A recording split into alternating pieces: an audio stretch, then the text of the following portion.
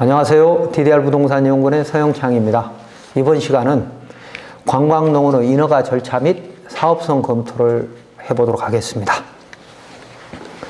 관광농원은 농어촌 정비법에 의해서 농어촌 소득 증대, 도시인의 휴양시설 제공 등을 통하여 도농 간의 격차 해소, 전국 균형 발전을 목표로 국가 및 지자체가 지원해야 하는 사업인데도 실제로는 임야 등 대형 토지를 편법으로 개발하는 수단으로 사용돼서 국가 및 지자체의 지원도 적고 특별하지 않으면 사업성이 떨어지는 사업입니다. 이 사업 부지는 계획관리지역 안에 농지 또는 임야이므로 인허가에는 별 문제가 없을 것이나 소하천 구역에 위치해서 하천 조명을 받지 못하거나 사업 내용이 특별하지 못하면 성공하기 어려울 것이므로 다음과 같이 확인해 볼 필요가 있을 것입니다. 첫 번째, 이곳에 관광농원 사업 승인, 그러니까 관광농원 사업 허가를 검토해 보려면 국토계획법의 개발행위허가 진입로 규정 및 소하천 정비법에 의한 소하천 구역의 조명 규정을 알아야 할 것입니다. 1. 먼저 계획관리지역은 비도시 지역에서 가장 폭넓은 용도의 건축물이 허용되고 개발행위허가 기준도 크게 문제되지 않는데 휴게음식점, 일반음식점, 숙박시설은 상수원 보호 및 경관 등의 제한을 받지만 공공하수처리시설에 연결하면 허가될 수 있습니다. 그리고 개발행위허가에서 진입로는 개발 면적이 5,000제곱미터 미만이면 너비 4m 이상의 도로를 2차선 도로까지 사업 신청자가 연결해야 하는데 이곳은 2차선 도로에서부터 이 사업부지 입구까지 수많은 펜션이 이미 허가되어 있으므로 2차선 도로에서부터 이 사업부지 입구까지는 사업 신청자가 진입로를 확장하지 않아도 허가가 될 것입니다. 다만 마을길에서 이 사업부지로 연결되는 진입로는 현재 3m 너비의 포장도로이기는 하나 지목이 하천이라서 포장하거나 또는 확장하기 어려울 수 있으며 4m 이상으로 확장하거나 포장하기는 어려울 수 있으며 관광농원 시설에 따라 다르지만 4m 이상 6m 도로를 확보하라고 할 것이므로 그럴 때는 다소 어려움이 있을 것입니다.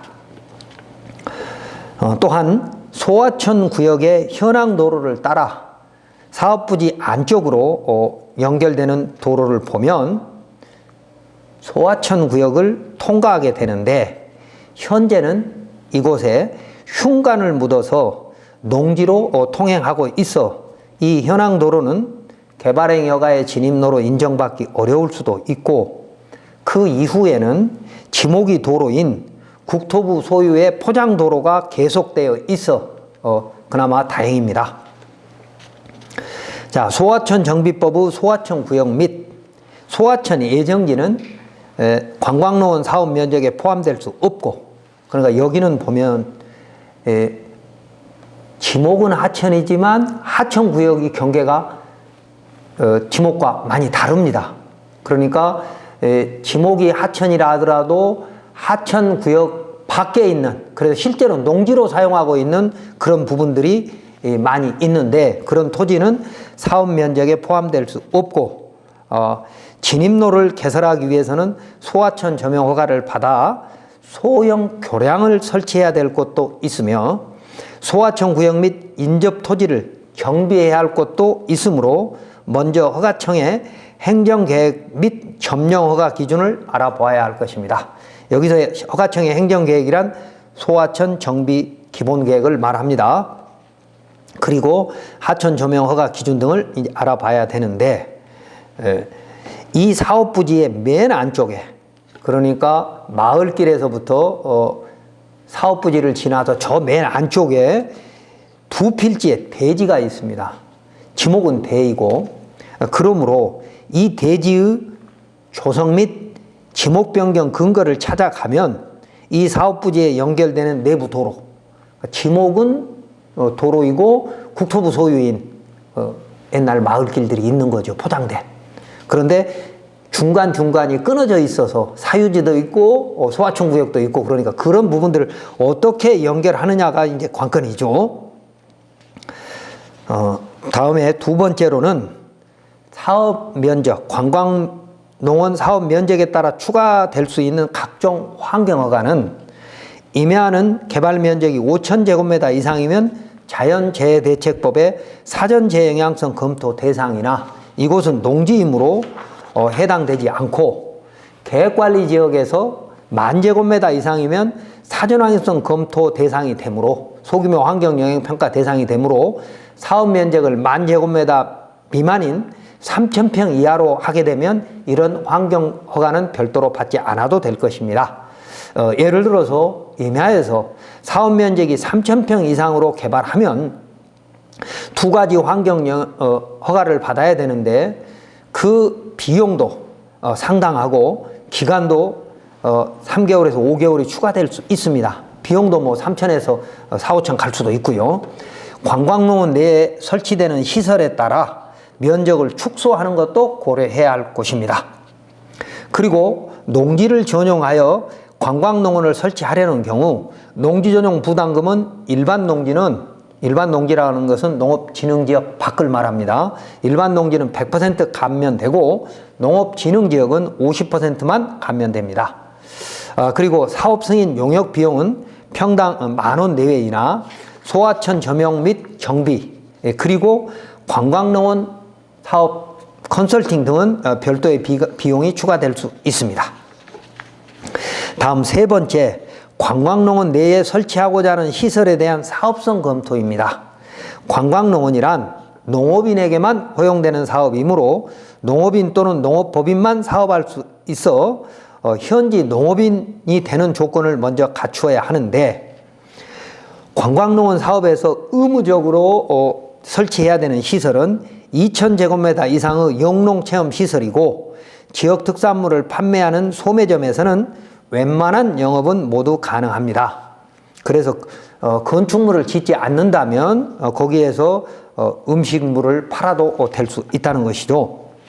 체육시설이나 주차장 등은 충분히 설치할 수도 있고요. 음식점, 숙박시설은 계획관리지역에서 가능할 것이나 다른 용도 지역에서는 숙박시설이 사실상 불가능합니다. 그래서 관광농원 사업시설 기준을 농어촌 정비법 시행규칙 별표 3에 규정되어 있는 내용을 보면 영농체험시설은 기본시설로서 반드시 설치해야 될 것인데 농장, 농수산물 생산 토지 및 시설 면적 2,000제곱미터 이상이어야 하고 관광농원 승인 면적이 20% 이상이 되어야 합니다. 그 다음에 지역특산물 판매 시설은 식품위생법 시행규칙 해당 사업 기준에 적합해야 할 것이나 지역 농수산물 및 특산물 전시 및 판매를 위한 시설입니다.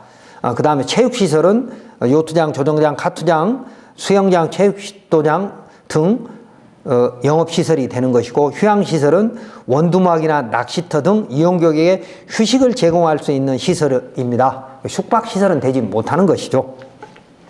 다음 음식물 제공시설은 휴게음식점, 일반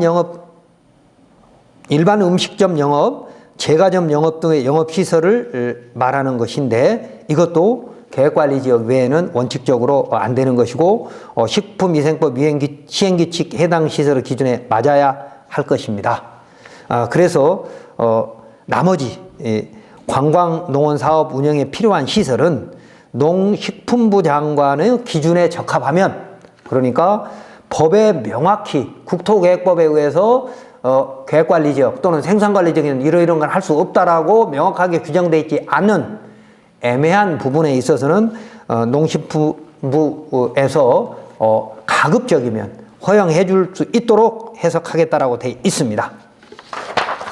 자, 네 번째, 관광농원을 준공한 후에 농촌융합산업법, 도농교류법 등을 이해하여 좋은 아이디어로 관광농원 사업을 발전시켜야 할 것입니다. 농촌융합산업법은 농업의 고부가가치화를 위한 기반을 마련해서 이게 우리 6차 산업이라고 하죠. 농촌 경제 활성화를 위한 지원이 규정돼 있고 도농교류법은 도시인의 농어촌 생활에 대한 체험과 휴양 수요를 충족시킴으로써 도시와 농어촌의 균형 발전과 국민의 사무질을 향상에 이바지하려는 법입니다. 그리고 농어촌 구조 개선 특별회계법 등의 농촌 관광시설 및 운영에 관한 저리자금 대출 및 보조 등이 있으므로 관광농원 개발에 성공하려면 이런 법령의 국가 정책 방향과 각종 농어촌 지원 사항을 아는 것이 좋을 겁니다. 또한 농어촌정비법 84조에 의하면 관광농원은 준공검사를 받으면 토지 및 시설의 분양 및 임대가 가능하나 분리영업으로 휴양단지 사업 취지를 해치지 않는 조건으로만 사전에 사업 승인을 받아야 분양이 가능합니다. 자, 이번 관광농원은 계획관리지역에 농지에 설치하는 것이므로 음식점은 공공하수처리 시설에 연결되거나 10호 이상의 자연마을에 가능하고 또 숙박시설도 가능하나 소하천 구역을 통과하는 진입로 개설이 이 관광농원 인허가의 걸림돌이 될 수 있을 것입니다.